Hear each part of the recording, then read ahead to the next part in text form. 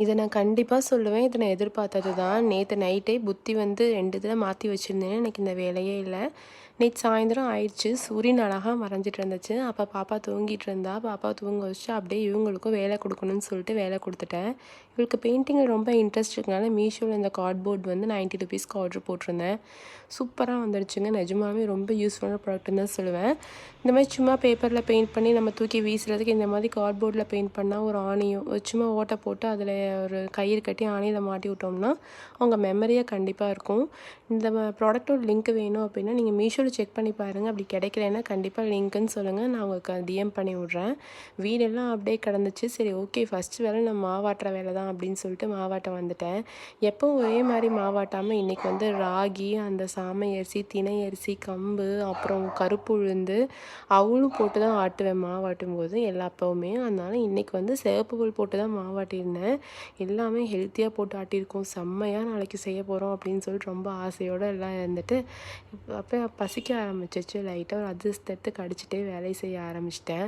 கரெக்ட்டா திரும்பி பார்க்கும்போது பாப்பா சவுண்டு கேட்டுச்சு. "எந்திரிச்சிட்டியா தங்கம்?" அப்படிங்கிற மாரி நினச்சுட்டு வெள் லைட் மட்டும் போடாம இருந்துச்சு. போய் போட போனா, வீட்ல இருந்த ஒரு காணோமே எங்கடான்னு தேடிட்டு இருந்தா, தலைவர் தூக்கிட்டு வந்து இங்க வெளிய வச்சிருந்தாரு.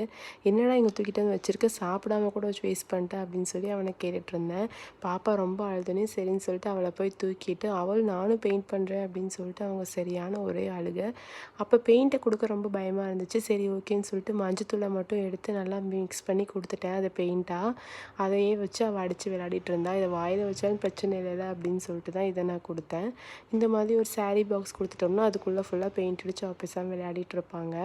எப்படியோ ஒரு வழியா அவங்களுக்குலாம் வேலைய குடுத்துட்டு மாவெல்லாம் ஆட்டி முடிச்சுட்டேன். பாப்பா என்ன பண்ணான்னா, ஒரு இது பெயிண்ட் பண்ணி முடிச்சதுக்கு அப்புறமே வீடுலாம் அவளே கிளீன் பண்ணிட்டா. டாய்ஸ் எல்லாம் எடுத்து வச்சுட்டு அவளே கிளீன் பண்ணிட்டா. எனக்கு ரொம்பவே ஹெல்ப் பண்ணிட்டா. சரின்னு சொல்லிட்டு மாவாட்டி வச்சு அப்பயே நினச்சேன் நீ பொங்கிருவியா அப்படின்னு அவன்ட்ட கேட்டேன். மாவு எதுவும் பேசவே இல்ல.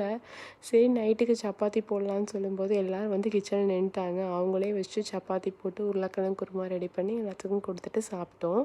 காலையில நல்லா அதிசயமா மாவு நல்லா பொங்கி ஊத்தி நம்மள டென்ஷன் பண்ணிருச்சு. இருந்தாலும் இந்த மாவெல்லாம் எல்லாத்தையும் எடுத்து இந்த இட்லி ஊத்துனேன். எவ்வளோ சாஃப்ட்டுங்கிறேங்க சான்ஸே இல்ல. அவ்வளோ சாஃப்ட்டா இருக்கும். இந்த மாதிரி நீங்க எல்லா சிறுதானியத்தையும் போட்டு மாவு ஆட்டுனீங்கன்னா, அடுத்த நாளே இட்லி சுட்டுறணும். அதுக்கு அடுத்த நாள் இட்லி சுட்டா வரவே வராது. நெக்ஸ்ட் டே மார்னிங் இட்லி சுட்டுருங்க. அதுக்கப்புறம் ஃபுல்லா தோசை சுடுங்க. ஓகே இந்த மாதிரி நிறையா வீடியோஸ்க்காக மறக்காம என்ன சப்ஸ்கிரைப் பண்ணி வச்சுக்கோங்க. லைக் பண்ணுங்க, ஷேர் பண்ணுங்க. நெக்ஸ்ட் வீடியோல பார்க்கலாமா? பாய். மீஷோல அந்த ப்ராடக்ட்டோட லிங்க் வேணும்னா மறக்காம லிங்க்குன்னு கமெண்ட் பண்ணுங்க.